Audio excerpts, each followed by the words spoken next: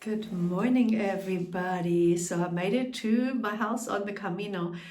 And yeah, let me tell you, it was an adventure getting here. So I started out in Knoxville and everything seemed fine. It was like all okay, flight is on time. Next thing I know, there was a seal that had broken loose on the wing. And so they had to fix that.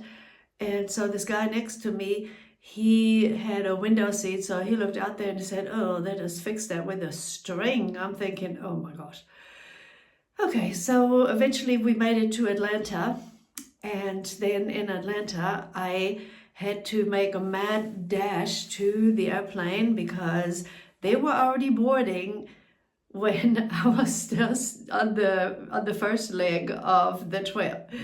So I had to make a mad dash over there to E-Gates, and so yeah, I made it onto the flight, and I was sitting next to a very nice lady from Nairobi, and so we had a good talk, and yeah, that was actually very nice and pleasant. So there was a 7 hour and 45 minute flight to Amsterdam. And so once we were in Amsterdam, you had to go through the immigration for Europe, and there was like almost no line. There was only one person in front of me. And yeah, the immigration people in Amsterdam are pretty chill.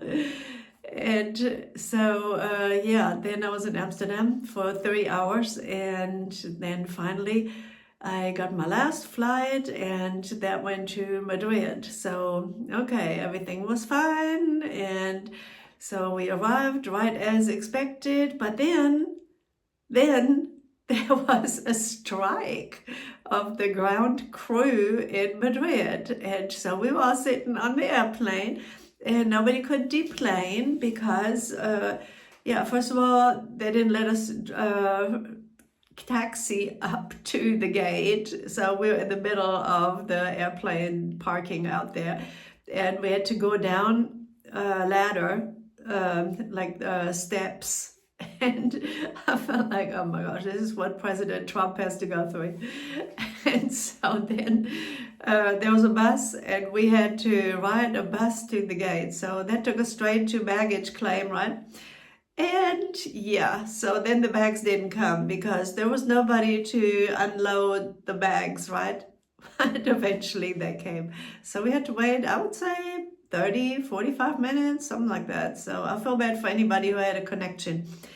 But so then eventually, yeah, I got out of there, and I rented a car from National. And so they gave me a Volvo, so I'm driving a Volvo, a brand new Volvo right now. I better be careful I don't do any damage to this thing. And yeah, so that took 3.5 hours to get to the Pueblo here. So at first everything was great, and then it got dark. So yeah, in the dark it's not that good. I'm not a good driver in the dark, but it wasn't. By then I was so close. By the time it got dark, I was so close to the Pueblo anyway that it wasn't any big deal. So yeah, I'm actually here. So I turn on the lights in here, and of course it's freezing cold. And now I do have various heating sources in here. So I have a radiator oil heater, which I have in the living room here. They call that the salon. And for the kitchen, I have, they call it an estufa. It's not a stove, it's an electric heater, and that thing trips the lights. So the fuse is here, so you have to be careful. You can only use it for so long, then you have to turn it off. Yeah, this house actually has a Gloria heating system, which is like under the floor heating with under the floor fireplace. But my contractor, Julio, yeah, he refused to clean that thing out and get it ready for me. So I don't know what to do about that. But next time I come, it'll almost be summertime, so I'm not worried about it anymore now. Yeah, it's still dark outside. So I got up at, let's see, I woke up at 4:30 this morning, and I set the alarm for 8 o'clock. And so I thought, I'm just going to sleep in. And normally when I'm in Spain, I don't naturally wake up till like 9 o'clock. So I thought, well, I better take advantage of this day, seeing that I'm only going to be here for 1 week. So I have a lot of things on my mind, what I'm going to do today. So one thing is I apparently got a letter from the Diputación, that is the city hall. So I have to investigate what that was about. So they open at 8 o'clock.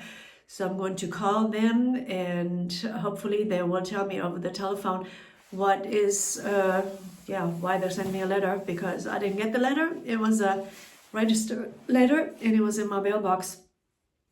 And so I don't even know. And I don't know, the letter was all, the notice from the post office was all like dirty and weathered up from the whole winter. So last time I was here was in November, and so I don't know, they must have sent that, I don't know, in December or January. So we'll see what is going on at City Hall. So I hope it's nothing bad. But yeah, I made it to the pueblo, and so I'm here now. And last night I unpacked all my stuff and I put all my things away. So this morning I already had a shower. So you have to turn the water back on when you get here, and the light switch and all that. And so it all works. So I'm glad about that. So I'm going to do a little sweeping. And then in a little while I'm going to get out. So I'm going to go to, first I'm going to call the Diputación, right? The city hall, to see what's going on. And then I may, if they want something that needs to be signed, then I'm going to have to drive all the way to Palencia. That's about 30 minutes from here. And if not, I'm going to go to Carrión de los Condes, my favorite place in the world. And I'm going to buy a few groceries. And, of course, I'm going to Fromista, to the bakery. And I'm going to have my very first café con leche. All right. So I've been talking for 7 minutes. I don't know if anybody's even still listening to this. But, yeah, if you're one of my students, it's great here. So it's a little cold, but I think it's cold in Tennessee, too. So we just try it up here.